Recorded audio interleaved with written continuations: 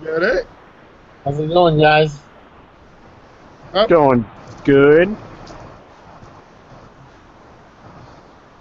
you got it going? Are we live? I think so. I don't know. I can't see. It's not showing up on YouTube, but it says it is. Give it a second. YouTube has a delay. Okay. You did put start broadcasting, right? Yeah, I did. All right. Well, let's wait and see what happens. Hey, when's Street Rookie get in here? All right. Well, it looks like we are live. So, Michael, Are we? go. Take it away. All right. So we have ThundercatRidin and Informal Llama. And at some point we have StreetRookie who will be doing this. Always late to the party. Always. Always late to the party. So, Always. Like, damn near every hangout I have with him in it, he's on his bike on his way home from work. Or drunk on mine. Either way. He's either drunk or on the way home, one or the other, but he's always late. well, he said he would be here at some point, so we'll just go on. Yeah, they took a shot at me last night in the group chat, acting like I'm always drunk. Well, I mean, I'm not always drunk. That's besides the point, Informal. I mean, you do drink, but it's all right, man. Last night I was MIA, dude. I drink a lot. I don't drink every day. I generally keep it to the weekends. Okay. Well, let's get this pony show on the road. All right, so basically what I want to do is just get some. I have a couple questions that I've asked some of my followers. And say if you wanted to know something from an experienced rider, you could ask a question. What would it be? So we'll just go over. I have, depending on our time, I have about 6 or 7 questions that I was going to go over. First thing I'd know would I was thinking of having you guys introduce yourself, and obviously I'll introduce myself first. Basically, your name, what you ride, and how long you've been riding. So, I'm Cycle Fever. I'm actually the only one in the group that doesn't own a motorcycle yet. I'm learning and taking my time to learn and grow, because I know what a big responsibility motorcycle riding is. So I'm learning and growing, and I'm sharing everything that I learn on my website, which is cyclefever.com. So I don't have anything right now. I have ridden 4 years in the past, but that like 30 years ago. So yeah, that's me. Take it away, Thundercat. Okay. Yeah, I mean, I can't really hear the question here because I think that there's some background noise from Informal. It's just So your name, what you ride, and how long you've been riding. okay. Well, my name is ThundercatRidin. Been riding forever. By that I mean like 2 decades. So that's what 20 some years actually, like 23 years. And what do I ride currently is a YZF 600R. Okay. So 2 decades in YZF 600R. Okay. And how about you, Informal? Well, my name's Informal Llama, and I'm an alcoholic.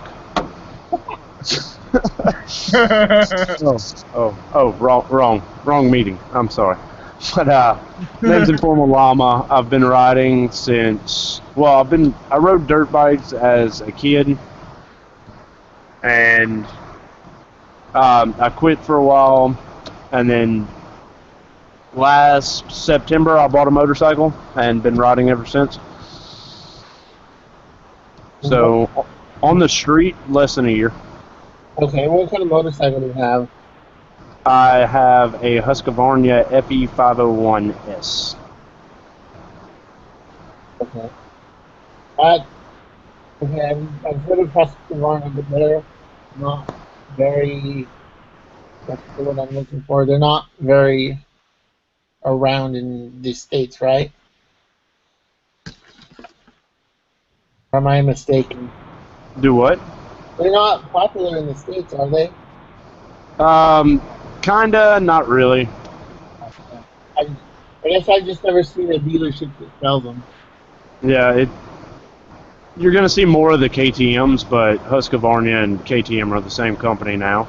So, yeah, the Husqvarna is just a higher end of it. It's like buying a KTM with leather. About it. Okay. And at some point, Straight Rookies get some games, but we'll just move on for now. The first question that I got is, keep in mind that this is for someone that hasn't ridden at all or just barely started.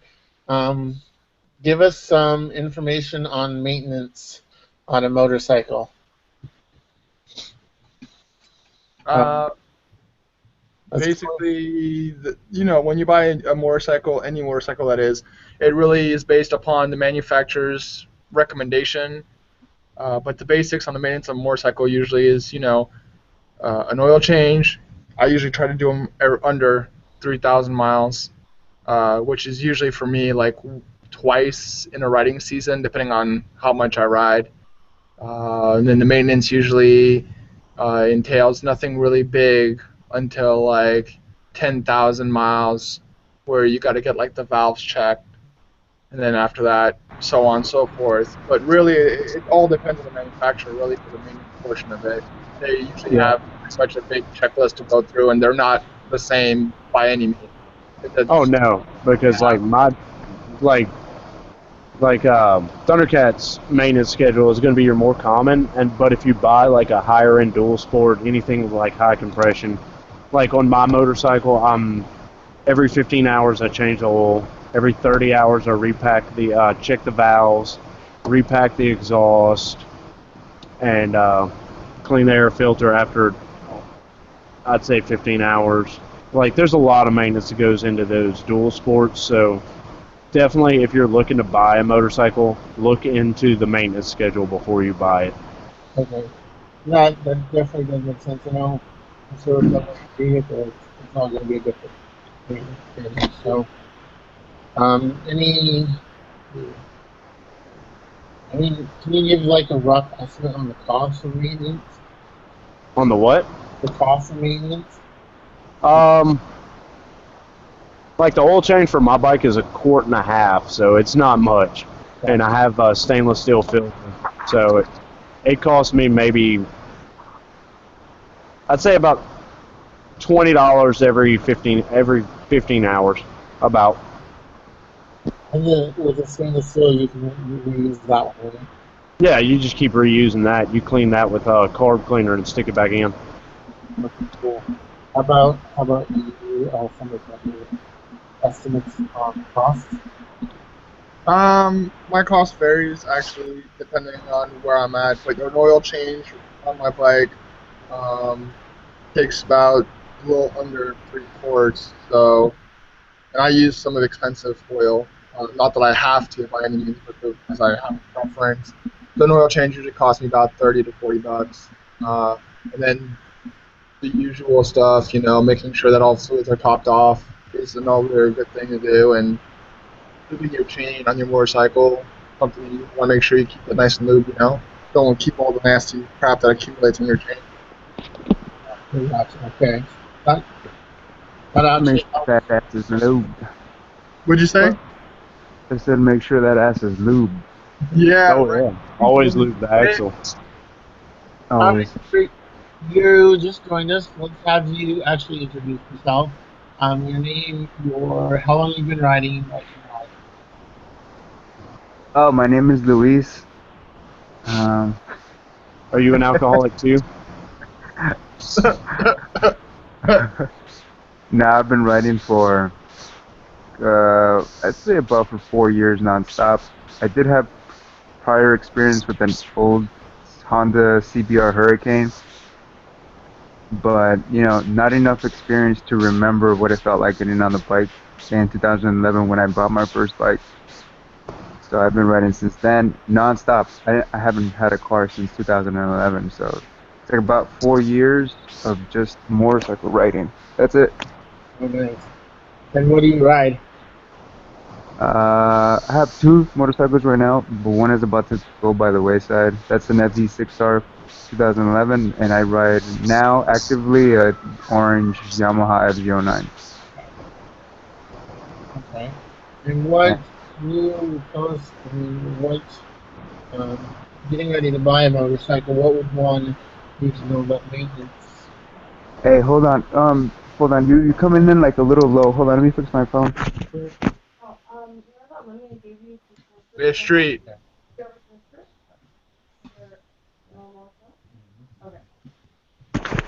Hello. Hey, street. Okay, there you go. Yeah, What's the up? background is informal. It's causing that background noise. Oh, okay. Go ahead, Cycle. Question was, before buying a motorcycle, what would one need to know about maintenance on motorcycles? Well, first of all, if you want a pretty little Italian bike or British bike, just look at the maintenance costs alone if you were to take it to the shop and not do it yourself. Let's also talk about if you really want to get in depth, look at the parts, how much they cost. So the first thing that I would tell like brand new riders, look at your budget. Don't go over your budget. A lot of people just want to go out and get a bike. They don't take into consideration maintenance costs, which come really quickly if you're an everyday rider. And second, insurance. If you're not a 10-year rider, you're going to pay so much money for insurance. And should you ride without uh, full coverage? If you're a new rider, no, you shouldn't ride without full coverage because if you lay that bitch down, that's about $8,000 of investment. If I'm just throwing out a number there. Yeah. But you got to take those two things into consideration. I don't ride with full coverage right now. One, because I feel a little comfortable that I'm not going to really drop it to the point where I damage it beyond fixing. But I will eventually when I get enough money to do so. Just because if it gets stolen, which happens down here quite a bit, or if I drop the motherfucker, or if I really like, in essence, let's be real, okay? If I want to do some shady business and I want a new bike, I'll do whatever it takes to get the new bike and have the insurance company pay for it. But aside from that, those are the two major things, man. Maintenance, look at the cost because if you're riding every day like me, you're going to be doing a lot of maintenance on your bike. I already put 3,700 miles on my bike and I got it 2 months ago, bro. I ride a lot. Well, you're in California where you can ride year-round too, so. Yeah, exactly. So yeah, dude. So I don't have like a gap. I don't have the hiatus that you guys do over there in the Midwest or the upper, areas where it's cold like 3 or 4 months out of the damn year and you can't even ride. I'm riding all the time. Okay, don't have to rub it in, street. I get it. No. I don't. I'm not. And trust me, man. When I'm riding in the cold and my hand, man, my knuckles are beyond freaking numb. Those are the days that I wish I had a car. To be honest with you. I'll ride in 30-degree weather. I have. Yeah, I don't appreciate it though. So no, I'll bitch out on that one. I hate that feeling. Yeah. And it's not like a normal cold down here, because it's like that humid cold, so it's so much different. Yeah, I've had the dry cold, and I've had the humid cold, and it sucks. No. Yeah, Florida humidity and the cold mixed together feels heavy. It's like you're cold, but then the air is heavy with a lot of I'm guessing it's water, but it's almost hardened, so it's even hard to breathe. Yeah. Forget that, man. I don't miss Florida one bit, man. That shit, they rained every time, maybe every week or so. During the week, you had like days where you can actually pinpoint when it was gonna rain. Yes, it was only for like 30 minutes, but still. Oh, I wish it Yeah, rained right now, man. Yeah, so Cycle, that's the answer to that maintenance thing. I like the Ducatis and stuff like that, but I'm not doing a lot of the maintenance because I just don't have that type of space or workspace, and that's very important. I don't have a garage. Wish I did. If I did, then I'd do my own fucking oil changes. But on top of that, let's just say Ducati or Aprilia or Augusta, if you're looking at some of those bikes, or even Triumph, and you're trying to work on them, man, just know that they're an intricate piece of machinery compared to the people that have been around like Yamaha and Kawasaki and Suzuki. They're more worried about all over performance And I know that Ducati, for a fact, is like, I think, one of the most intricately designed motorcycles, just because of the way the electronics are set up in that bike. But you try to work on a bike alone, I mean, if you have prior experience as a mechanic, by all means, go ahead. I will not touch a fucking Ducati to save their life. No way. There's no way. I have no business touching a bike like that. The first thing I would clip would be something that makes the whole bike run perfectly. You know? Fuck that. Yeah, I'd probably have that same issue. So, let's move along. Next question, and this is everybody gets this question, and it's kind of over. I don't know if it's overused, but everybody has their own opinion, and that would be, what's a good beginner bike? A good what? A good beginner bike, like first bike. I'm Pedaling gonna bike? a good beginner bike. I'm gonna say, like, just because I'm extremely biased to it, the KLX 250S. It's not overpowered. It's not terribly heavy. It's not very tall. But it's good to start on, because if you whiskey throttle that thing, you're not going very far. It's not going to loop and kill you. Like, trying to wheelie that bike is like coaxing a cat into a cage. Like, Sounds no fun. it's an extremely fun bike. I had a blast on it, and it's decently priced, brand new. So I think it's a good beginner bike. That's is that a dual sport or? Yeah, it's a dual sport. Okay. How about you, Mr. Thundercat? I mean, everybody's got a different answer for this one. I mean, you can talk to like Informal says a 250, and I agree. You know, 250s are fun. You know, and in any range, whether it's dual sport, street, whatever. What? 250 is just a great way to go, just because it doesn't matter how much you pin on that throttle. It's got leeway. It's not going to loop. But, you know, my personal aspect on it is, if you think that 250 is something where it's too low or not enough power, you can technically go up to a 600. However, you know, you got to be cautious on a 600. I'm not saying that, you know, it's easy to loop.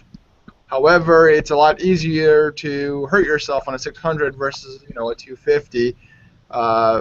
And then again, you got to look at the both sides of the budget, pretty much. If you are able to afford a 250, then in a couple of years you think you're going to want to upgrade to a 600, then you got to think about that, saying, do I have the money to do the upgrade or not in a couple of years or not? That's another outlook you have to look at as well. Can I interject? Yeah. Okay. In my opinion, the perfect. Oh, is that me feedback like that? Yes. It is. Okay, you know. But in my opinion, the perfect street bike to begin on would be a CBR 500R. Have any of y'all rode that one? Yes. It's not very powerful. It's very reliable, easy to work on.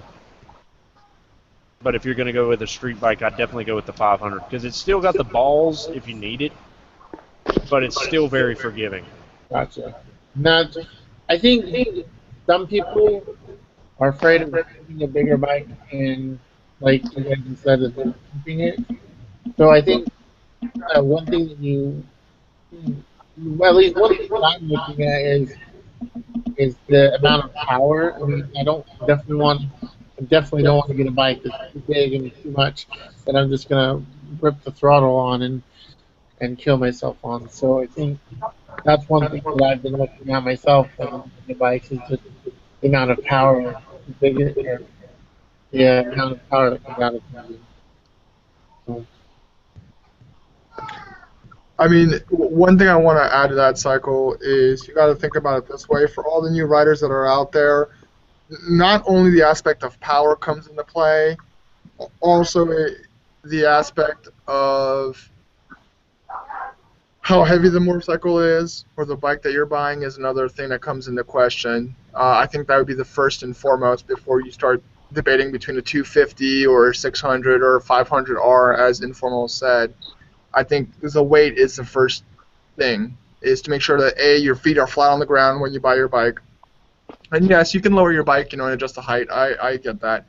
But also make sure that you can basically able to lift up the bike if it falls. That it's not too heavy to hold up. So that's another consideration to take into account when you're buying a bike. That actually makes sense. So, let's see. What is your opinion on that, Mr. Street Rookie? Are you there? Sorry, I'm just hearing that. What's your opinion on a good beginner bike? Well, I'll be Thundercat. I'm gonna say that FZ6R though. That FZ6R though, right? Yeah, you know why I say that? Hold on. Are we already back to that? Yeah, Street brought this back. He does this every hangout. No, it was like hold on. 2 weeks. No, he didn't do it last week. It's been like 2 weeks. You there, Cycle? Yeah. God damn, there's so much echo in here. Alright, I feel like a rapper. The reason I choose the FZ6R is because, first of all, it's a bike that I started. Okay. And I'm a small guy, right? And if you have, this is what I did. I didn't want a 300 because I felt, as an everyday rider, I was going to quickly outgrow it. Because I would just be commuting and adding so many miles that I'm be like, well, I need something with a little more oomph in it just to have it. I told that, I figured that before I bought the bike. Like, it's not going to be just a weekend bike. I'm not going to learn it. I'm going to be there and I'm going to hit the ground and run it. And so I said, well, what can I afford at the time? What is a 600? What exactly does 600 mean? And I started doing research on bikes and stuff like that. And when I came down to it, after the math, and what I could afford at the time, insurance, payment for the bike, and maintenance, I could afford the FZ6R. It doesn't cost that much. It's a 600 bike. It's not a super sport. It's more of a crossover between a super sport and a sport touring. So the seating is upright. Okay. So you're not going to have that aggressive seating. If that's what you're looking for. I don't know, because you like Harleys and cruisers and cafe racers and stuff like that. So I'm just thinking you're going to like a bike that has a more upright seating position compared to the aggressive super sports out there. That's the only reason I'm throwing the FZ6R out there. And aside from that, it's a great bike. It didn't give me any problems, and I dropped it 3 times. Well, it is a Yamaha, so. Yeah.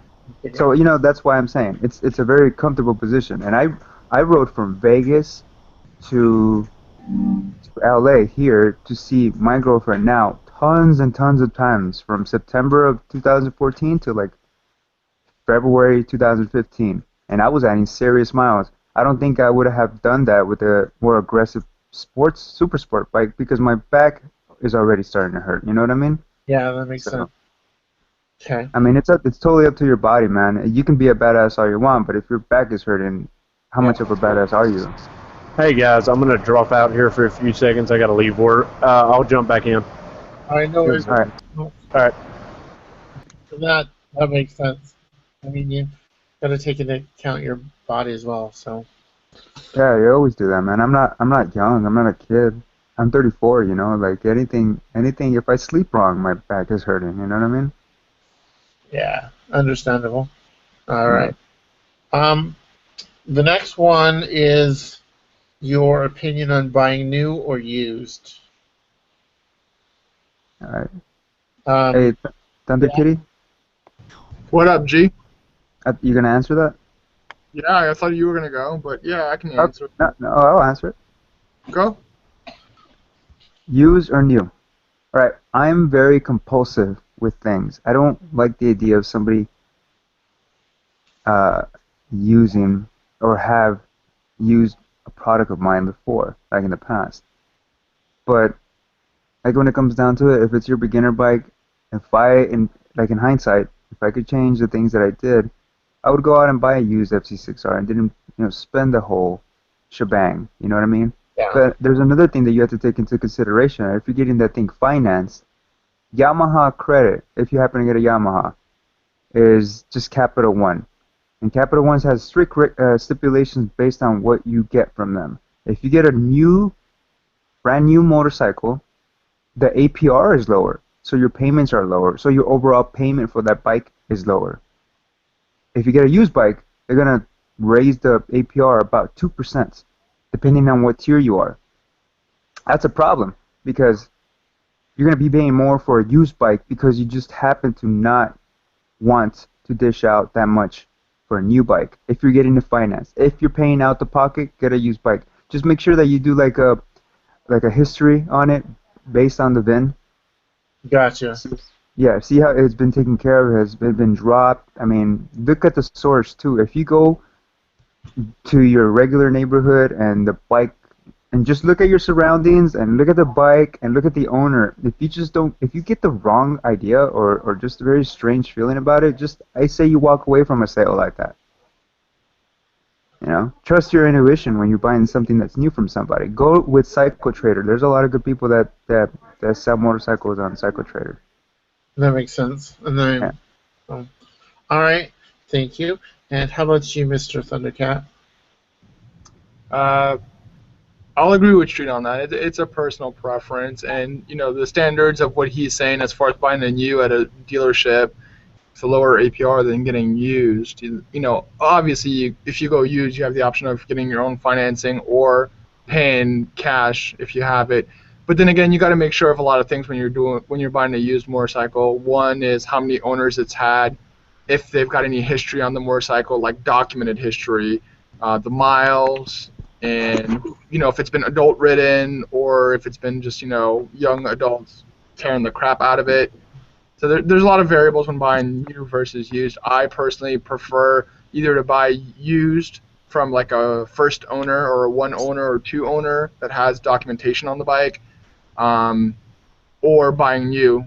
So my last bike, the YZF 600 that I have right now, I actually bought new because of what Street pointed out. I really got a great APR through Yamaha at the time, and I couldn't beat the payments versus buying a used bike and paying cash all up front. So Yeah, that'll kill you. If you have the cash, go ahead.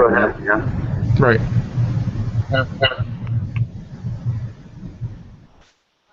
Let's see. Okay, the next question that we have is, this is actually a good one for Mr. Street because you're in California. How's the best way to handle heavy traffic situations and riding at night? So I guess that's a two-part question. Well, you're talking about like the lane splitting? Not necessarily lane splitting because you're the only one that can do it, but like heavy traffic, like rush hour traffic. Well, okay. Oh, all right. All right. Look, I was in a state. I lived in different states that obviously that it's illegal to lane share. Las Vegas, the 15th freeway, the one closest to the strip, and crunch time is ridiculous. The way I handle it is, Crazy. huh? I've been through that. It's crazy. Yeah. Okay. So imagine with a motorcycle. So at that point, depending on the heat, if it's too hot, there's no way you're gonna make me stand there. I'm gonna illegally lane split as much as I can. That's the way I would handle it. I know that's not what you want to hear as a first-time rider. Getting yourself out there and staying away from the law. Mm-hmm. So if you don't really want to do that, the only thing that I would suggest is have water with you at all times. Right? So you have no idea how many people are riding around dehydrated right now and don't even know it. That makes sense. Yeah, you're riding around dehydrated. You're just gonna start losing focus, man. You're gonna start making wrong decisions. Your snap time, and the time that you kind of have a reflex to do something is diminished by a lot, and so that makes your whole riding experience a lot worse. Just be mindful. Do not get your first helmet shouldn't be a helmet that has very small field of vision. You should have I'm not saying get a Nolan like me, but I got the Nolan because the front visor of the Nolan all goes up, and I have a clear view of whatever I'm looking around. You know what I mean? Yeah. So also take that into consideration when you're getting ready to ride. But here in California, it sucks that I'm only one lane splitting here, but that's the way I tackle the traffic. There's no way I'm gonna stand in the back of or sit in the back of the line. There's no way. And that makes, I'd probably do it too if I could, and if I was more comfortable with it. So, how about Yeah, I don't know. I don't know how everybody else does it. Like it has to be painful. riding at night?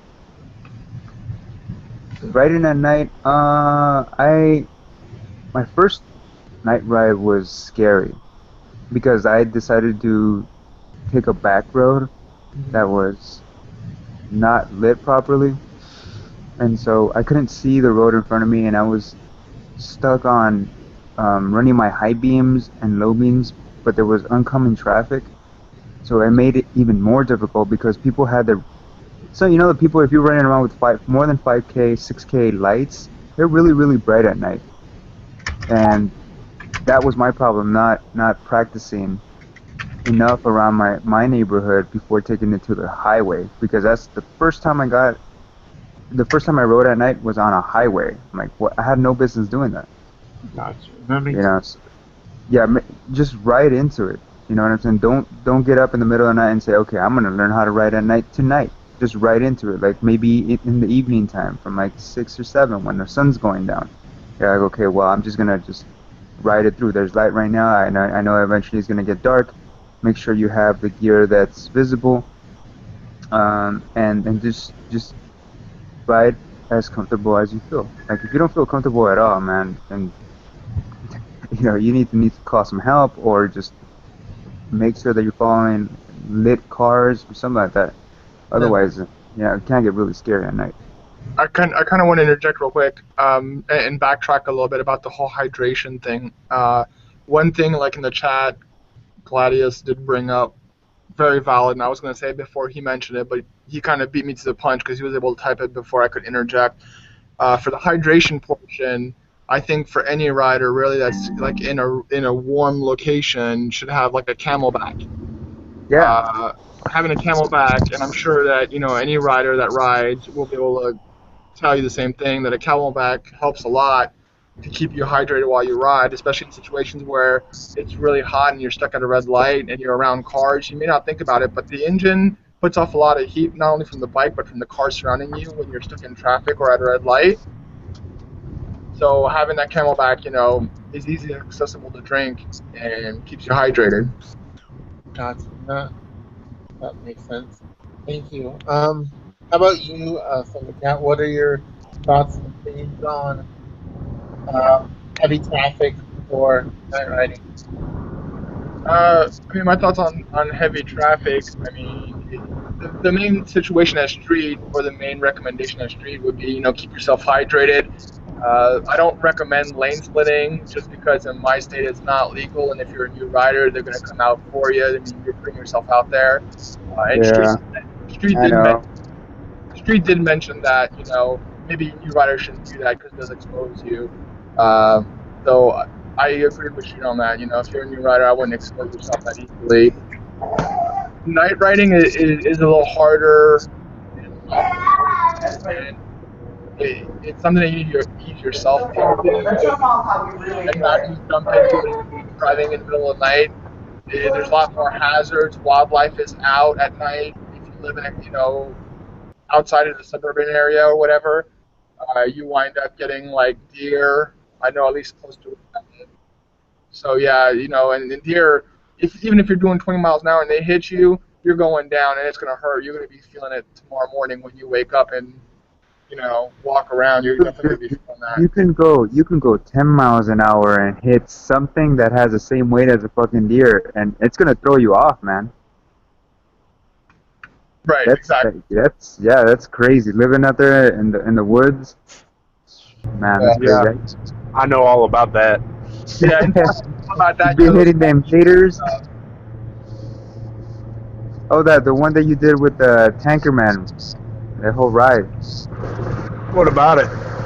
That was crazy, man. You guys went, and then under that little, what was it, like a dam or something? That old. Yeah, it was like a old aquifer, like used during World War II. Like it's an old closed down military base. Yeah, I watch your videos, by the way. Sorry, just had to throw that out there. Thanks, man. Hey, wait till you guys see my next video. That's why I have not dropped it. The editing on it is taking me fucking ever. Street, you could have been like Informal said, hey Thunder, guess what? I beat you in subs. Why? I'm That's not what he beating told, that's what anybody. he told me earlier. Earlier he came on and he was talking to me before we went live, and he's like, hey Thunder, guess what? I passed you in Passed him up. subs. And I'm like, okay, congrats, bro. And he's like, hell yeah, I've been on your tail for a while. I'm like, yeah, congrats, dude. And he's like, yeah, man. He's like, I'm so happy I passed you. I'm like, I hope you keep on going, man. Congrats. And how many subs you got, Thunder? He has 257. I'm just quietly getting the numbers. I'm not saying anything until I have the rights. Like I want to know what's up with like everybody like hitting me up and telling me like, hey, I got X amount of subs. Hank does that to me all the time. Hank will be like in live. Hank, he's just trying to get it under your nerves, man. I know. No, the funny thing is that it doesn't bother me because Informal came in and he's like, you know, I passed you. I got more subs than you. I'm like, congrats. Well, okay. If you really want to attack Hank, then you got to really point out why exactly is he able to push out so many videos and do so many things on social media, because he's in the military, and after your end of work is done, you can do whatever the hell you fucking want. You're not always working while you're on duty. You're talking to somebody that's been in the fucking military, so nobody can tell me any fucking different, right? You have all the goddamn time in the world to fucking push that shit out. Of course, your whole audience is going to be based on how much you fucking exert yourself. So he can do it all the time. That's why he has all those subs. You know what I'm saying? His content is okay. It's cool. It's entertaining. But again, he's very active in social media, and people enjoy that shit. Even me, that I only have 159 subscribers, I wrote back to somebody and they're like, whoa, you actually interact? I was like, dude, I'm just a fucking human like you are, okay? Right. If you have time to do all that with a lot of people at the same time, every fucking day, you're going to have that subscriber retention. Here you go. Now you have tanks. There you go. I gave you guys Tank's formula without talking shit about him. No. But my point I was telling you is kind of funny because Informal's like, I beat you. I'm like, congratulations. I don't know. I guess he's. I thought that I've been having a mental race in my head. Like, well, Thunder's way ahead of me. I gotta catch him. So I started like stepping up my editing game. I started like getting more active with the social media.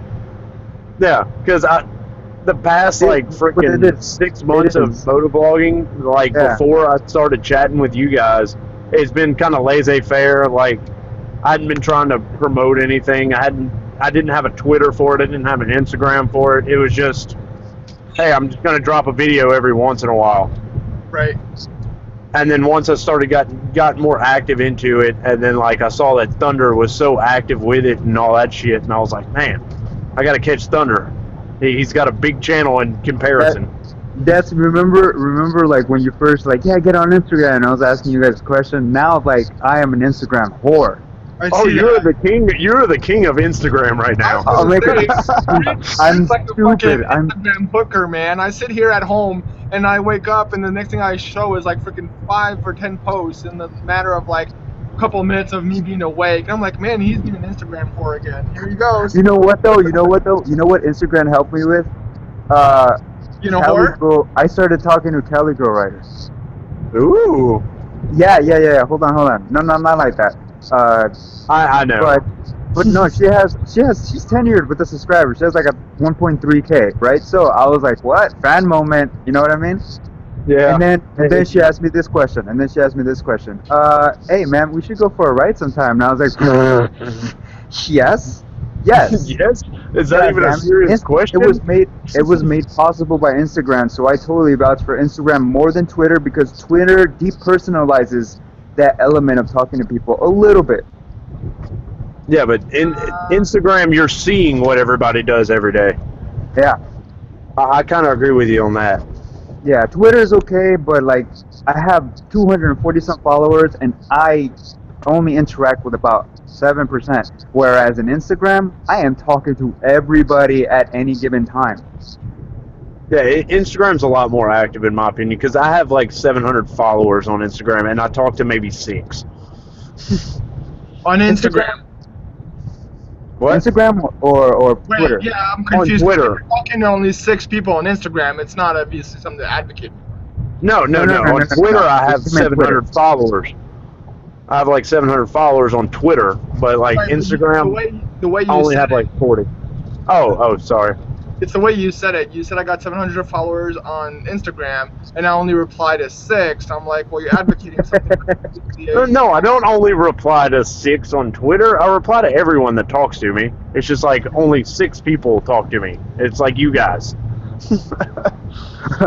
Yeah, because we have that one channel that everybody like. It's funny when I see people getting added onto our group chat, and some people are like, "Fuck this," and they leave.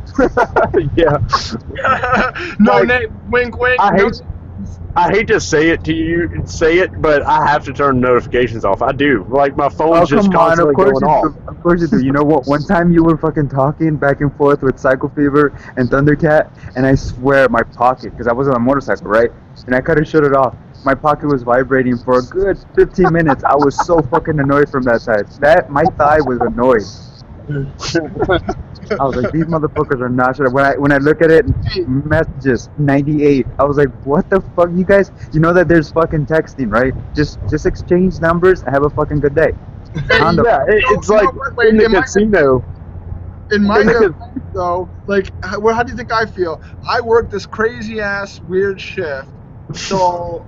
Yours is ringing all while you're trying to sleep. I'm sleeping, that shit's ringing. I look at my Twitter message and I got like 109 freaking messages, and I'm like 109, and it's all you guys with these freaking mimes and shit, pictures posted on my shit, and I'm like, man. Hey guys, hey hold on, Thundercat. Go. Hey, sorry to interrupt. No, I'm gonna take off for a little bit because somebody just brought a whole bunch of groceries. I think it's either my girlfriend's mom or my girlfriend's sister, and so I'm gonna help with the groceries, put them away and stuff. Michael, anyways, got one more question. Yeah, well, go ahead. Oh, okay, go ahead. I'll be right there. No worries. Yeah. Last question is, do you have any tips for those that are beginning riding? Do I have what? Any tips for those that are gonna start Any riding? tips? Yeah, just random tip. Yeah, don't be afraid of the motorcycle. Don't get on it. Think that it's more than you bargained for. Don't get on it thinking that you're not going to be able to control it to its limits, or at least close to its limits. Alright, just respect it. Just don't be an asshole. Don't be an asshole on the streets. I fucking hate guys that are assholes. That's a good one. Don't be an asshole, man. Come on. I try to say hi to everybody. This fucking guy today tried to race me. I was like, are you serious, man? Fuck you. You see, I have a camera. You know I'm going to put you on YouTube. A douchebag or squid humiliation. Not only was he trying to race me, he was wearing fucking shorts. You know what I mean? It's like, do that, man. Just remember, just trust yourself. Trust yourself with the bike. And don't be an asshole. Alright, thank you so much. How about you, Mr. Thundercat? Hey, I'll see you guys later or in a little bit, okay? You have a good one. Thanks. Well, can you repeat the question again? Yeah, just, do you have a tip for a new beginner? Yeah, wear your gear. And don't be a squid. If you don't know what a squid is, it's someone that just basically does stupid crap to show off. Don't do it. It's not what... Are you calling me a squid? What? You calling me a squid? Informal, you are the biggest squid that I know, buddy. Why? No, I'm just kidding. You're just a hooligan on a bike. It's cool. I am a hooligan. Yeah, you're not gonna deny that. But no, you're I'm cool. not even gonna. The fact of the matter is, a squid is someone that doesn't wear gear, and just thinks that he's a hot shot and gets on a bike and starts trying to do wheelies or, pin the bike's top speed as quick as possible, or cuts off a car literally inches away from the front bumper, almost clipping it. Don't be a squid. If you're a new rider, wear your gear, enjoy the ride. It's supposed to be calming, soothing, relaxing, and enjoyable. If you want to be a squid, then take it into an enclosed area. Empty parking lot, and squid all you want. Take off your shirt and wear some flip-flops and go crazy and do it in the parking lot where you won't kill nobody, you know, where there's no cars or nobody around. Just do it. I like that. I like that a lot. I haven't ridden yet, but I'm the. Oh, cycle fell out. Oh shit! Is this live now? Are we still live? Still live, and he dropped out. Oh, He'll be back.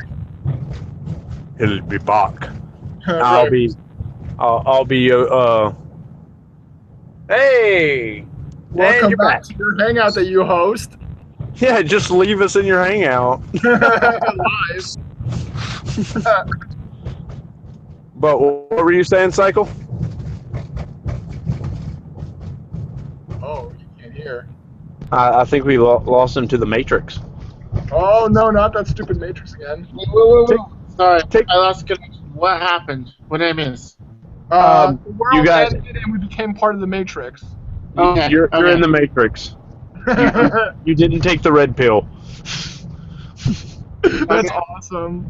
That was weird because normally it loses connection and then it's gone forever. But glad it came back. How about you, Informal? A tip for new beginners? Have as much fun as you can, without dying. I like that one. Don't die. Yeah, don't die. Life is too precious. Please don't die. Watch out for I like gravel. Watch out for dogs. And Camaros. Watch out for Camaros. Yeah. Camaros and are bad. Experience with that one. I'm actually excited to start riding and just going out and exploring. So I like the idea of having fun and enjoying it. So Yeah, it's like the first time that you get a kiss from a girl, you know, when you're a really young kid and you're like, oh my God, it's going to be so awesome or whatever. And then you get the kiss, but right before you get to the kiss, you know, you're all like excited and you're like excited going through and all these scared at the emotions. same time. Same thing, riding a motorcycle. You're like Yeah. excited, can't wait to get on it. And once you get on it, it's like, that's awesome. I'm in it. You know what I mean? I'm excited. I'm super excited, and I hope that we've been able to share some information with the people that can learn from this. So I really appreciate your help and your participation in this. I want to thank all of you and the people that are watching it as well. Thank you so much.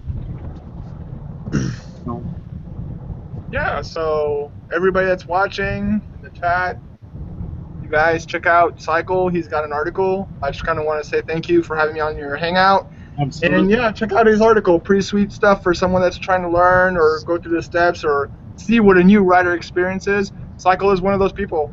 He is getting ready to get a new bike. He is the most qualified person to be writing his articles. Exactly. But you know what I mean. You get a personal record. Check him out. Seriously, check out his article. It's in the description. Do it. Well, I've also posted a link to your guys' channel as well. So Thanks, man. everyone, I mean, Appreciate it. I appreciate everything that you've done. So hit them up and have some fun. So, I think we're gonna close it here. So yeah, enjoy. Awesome.